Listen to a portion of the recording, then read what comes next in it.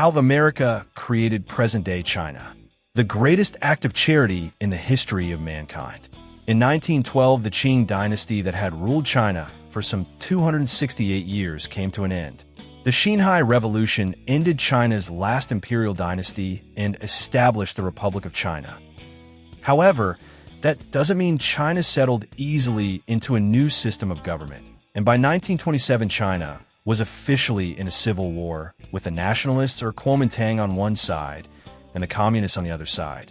When the Japanese invaded China, the two sides took a breather and stopped fighting each other, turning their efforts towards fighting the Japanese. However, while the Nationalists engaged the Japanese on numerous fronts, the Communists sat back and stockpiled weapons, most being supplied by the United States, so that they could be used against the Nationalists once the war ended. The war did end, and the better-equipped Communists chased the Nationalists out of mainland China onto the island of Formosa, where they formed the democratic capitalist country of Taiwan.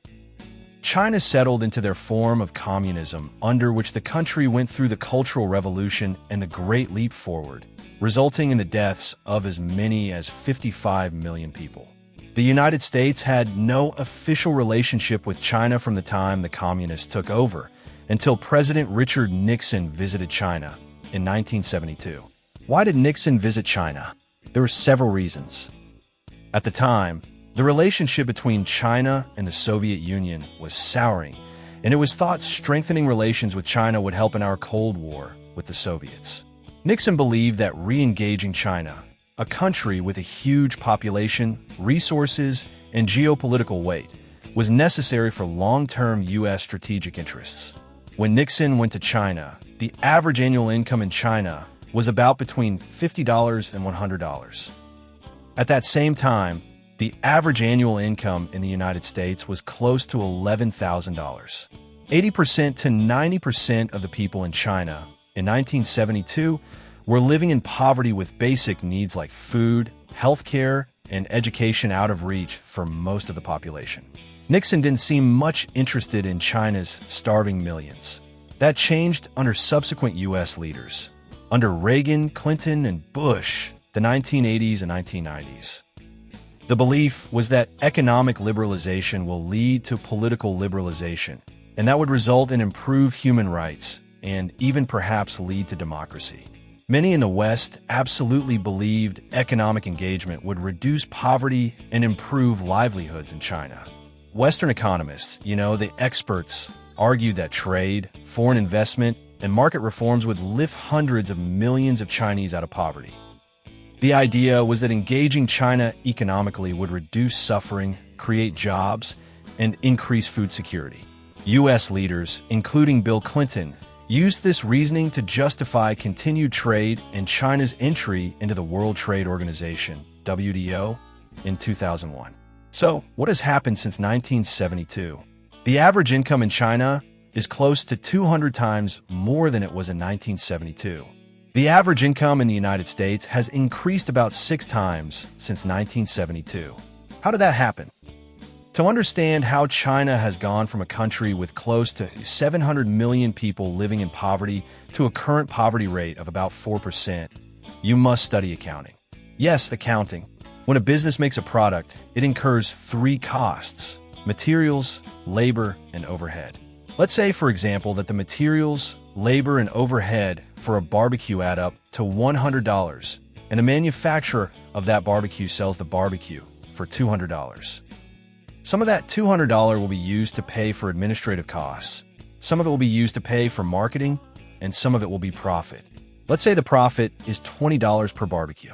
Now, if that business sells 100,000 barbecues, then the business will generate $20 million in sales and make $2 million in profit. After the government takes its cut, the balance that is left over can be used to expand the business, pay down debt, or pay dividends to the owners or stockholders. However, all $18 million of what that company spends, $20 million in revenue minus $2 million in profit, goes back into the U.S. economy for wages, materials, rent, insurance, advertising, and the numerous other costs of doing business. Plus, the business creates $2 million in wealth. That's the profit. Now what happens if that same company decided to buy the barbecues from a manufacturer in China because the cost from the Chinese manufacturer is $80, as opposed to the $100 it would cost to make in the US? In the first example, $10 million would go back into the US economy for purchasing materials, labor, and overhead. Now that $10 million doesn't go back in the US economy, but instead $8 million goes into the Chinese economy. And remember, the Chinese are making a profit on those products. Let's say it's 10%. So $7.2 million will circulate in the Chinese economy for the purchase of material, labor, and overhead, and the Chinese company will create $800,000 in wealth, which can be used to expand the business, pay down debt, or pay dividends to the owners of stockholders. However, all the Chinese businesses that supply the materials and overhead included in that $7.2 million will also make a profit, which in effect is creating wealth. Then the workers, who spend less than they earn, will create wealth. Now think about it on a larger scale. In 2024, U.S. companies purchased $440 billion worth of goods from China. That was $440 billion of money that was not recirculated in the U.S. And further, because all the businesses supplying those products are making a profit, the wealth created by those profits was wealth created in China. From 1999 to 2024, U.S. companies imported about $9 trillion in goods from China.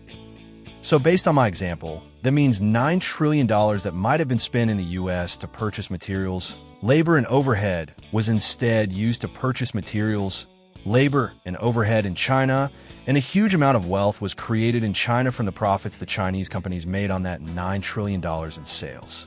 Now the economists, remember those experts, will tell you two things. First, they will talk about theory of comparative advantage.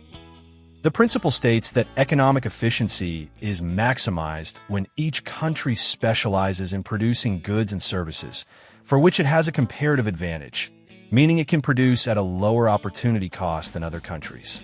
Instead of trying to be self-sufficient, countries should trade to obtain goods that other nations can produce more efficiently. It is this theory that the free trade evangelists use to champion free trade, or trade between countries without tariffs. However, like many economic theories, it doesn't consider the fact that many governments subsidize businesses. Many countries have little or no regulations. Many countries still employ slave labor, and many governments and businesses are about as corrupt as Al Capone. The facts are that the Chinese government and Chinese businesses engage in some of the most immoral and corrupt business practices on the planet, ignoring patents and copyrights, and stealing intellectual property. Second, they will tell you that the American consumer is better off because the barbecue that used to cost $400, I am assuming that our barbecue manufacturer was selling to a retailer for $200, who in turn was selling it to a consumer for $400, now only costs $360. So that someone can buy a barbecue and save $40, we ship $10 million of our cash and wealth to China? Really? An economic reality is that U.S. consumers spend most of their income on housing, rent, or mortgage payment, transportation, gas, auto repairs and insurance, food, groceries and restaurants, education, private schools and universities, and healthcare, doctors, medicine, and clinics. This information comes from the U.S. Bureau of Labor Statistics. Durable goods, things that last a long time like washing machines, coffee makers, cars, vacuums, barbecues, and so on, are a very small part of the average American's monthly spend. My washing machine is 10 years old. If I had paid another $200 to buy an American-made washing machine, that would have cost me about $1.60 per month. What has happened over the last 30 years is that we have every year shipped our wealth to China. Yes, it did improve the standard of living of the 700 million people living in poverty, as some of our leaders believed. What really happened is that the United States engaged in the greatest charitable event in the history of mankind. However, what it did not do was to improve human rights or personal freedom and liberty for the people of China, and it did not move China into any sort of representative or democratic government. What it did was to make a poor dictatorship into a rich dictatorship at the expense of everyday hardworking Americans. We have financed a regime that took control of China by hoarding American weapons while the Nationalists fought the Japanese, sent millions of soldiers into North Korea to defeat international forces in Korea, supported North Vietnamese communists in their struggle against the South Vietnamese Western-style government, and today prospers by the trillions of dollars we send to them, while at the same time they steal our intellectual property, ignore patents and copyrights, and work around the globe against American interests. At the same time in the United States, that money we sent to China was not spent in the U.S., and it cost us hundreds of thousands, if not millions of jobs, affected the accumulation of wealth by average Americans, made us reliant on a foreign country for many of the things we need for everyday living, and financed our greatest global adversary. And in the background, the experts, the globalists, and even some of our leaders are applauding.